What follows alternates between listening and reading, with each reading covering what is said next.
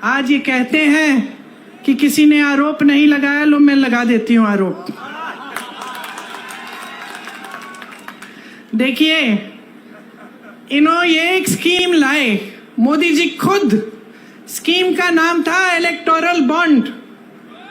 Electoral bond की scheme ये थी, देखो कैसी स्कीम, कि जो भी किसी राजनीतिक दल को चंदा देगा उसका नाम गुप्त रहेगा।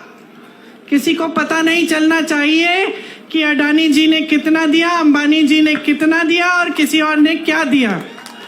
ये थी स्कीम। खूब चंदा लिए, अपनी पार्टी को तो दुनिया की सबसे अमीर पार्टी बना दिए, 60,000 करोड़ खर्च भी दिए अपनी पार्टी पे। अब किसी ने केस डाल दिया, तो सुप्रीम कोर्ट में केस आया। न्यायाधीशों ने देखा, कहा ये तो बड़ी गलत स्कीम है। राजनीतिक दल जनता की सेवा का काम करता है, उसे जो चंदा देता है उसका नाम तो पारदर्शी होना चाहिए, जनता को मालूम होना चाहिए कि भाई इन्होंने इतना दिया, इन्होंने इतना दिया और किसको दिया। अब मोदी जी की सरकार ने सबसे पहले तो बोला कि भाई हमें सूची ही नहीं मिल रही, बहुत मुश्किल है निकालना, अभी चुनाव के समय नहीं निकलेगी। फिर डांट लगी न्यायाधीशों से, निकली सूची, और सूची में क्या नहीं निकला, किस किस से चंदा लिया। गुजरात में जो पुल गिरा था उसके बनाने वाले से चंदा लिया।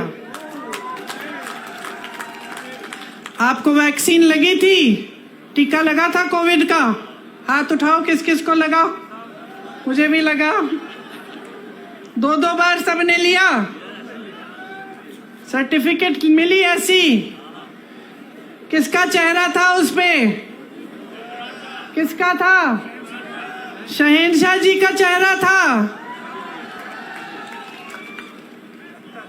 उस टीके को सिर्फ एक कंपनी ने बनाया था, ये नहीं कि 10 कंपनियों ने बनाया।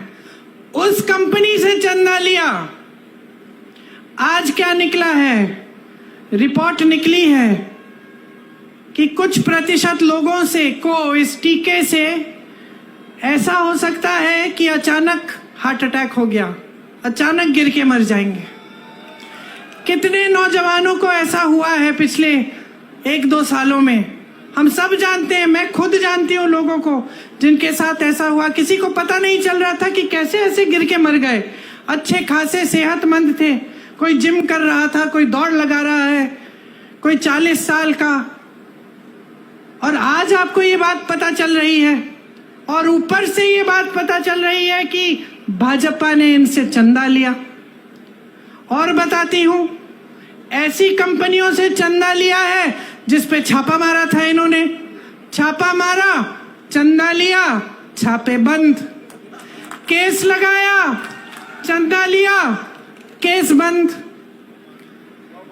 गौ माता, अच्छा, हमें बताया जा रहा है कि गौ मांस के सप्लाई कंपनी से भी चंदा लिया है, 250 करोड़ का। यहाँ आपके मंच पे धर्म की बातें, धर्म के रखवाले वहां चंदा ले रहे हैं इन लोगों से। तो ये भ्रष्टाचार है कि नहीं है? इससे बड़ा भ्रष्टाचार आपने कभी देखा है कि सरकार ने भ्रष्टाचार की स्कीम ही बना दी?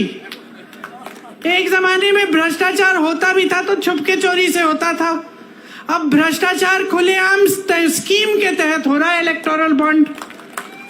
और आपको कहने की ये हिम्मत कि हम भ्रष्ट नहीं हैं, कहते हैं कि खुद ईमानदार हैं, बाकी सारे नेता भ्रष्ट हैं।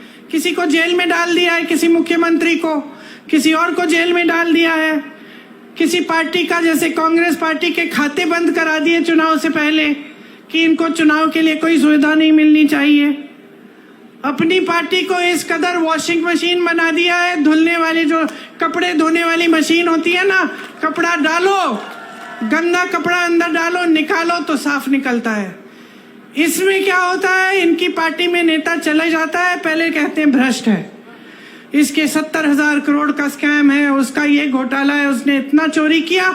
फिर कहते हैं आइए, आपका स्वागत, हमारी पार्टी में आइए, जैसे ही वो नेता उनकी पार्टी में चले जाता है तो कहते हैं कि बिल्कुल ठीक, इसने तो कुछ किया ही नहीं है, ये तो साफ हो गया, ये तो बहुत ईमानदार आदमी है। तो ये चल रही है राजनीति देश में आज।